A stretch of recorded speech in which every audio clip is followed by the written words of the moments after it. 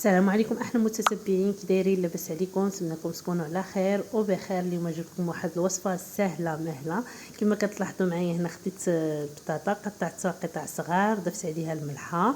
غادي نحط التقله كما كتلاحظوا الزيت حتى كيطيب.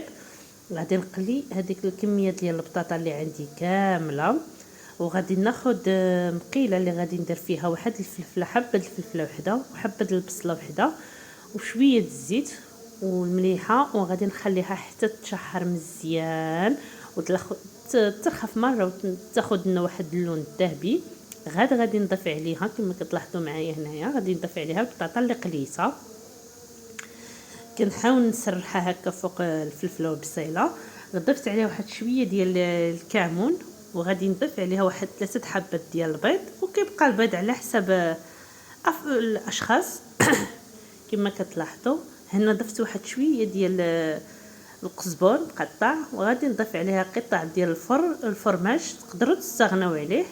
وها هي الوجبه ديالنا الخفيفه السهله بالظريفه، ها هي وجدات. يعني في هذا الجو الحار كنبغيو غير الوصفات الساهلين. وشكرا على المشاهده، وفي فيديو اخر ان شاء الله.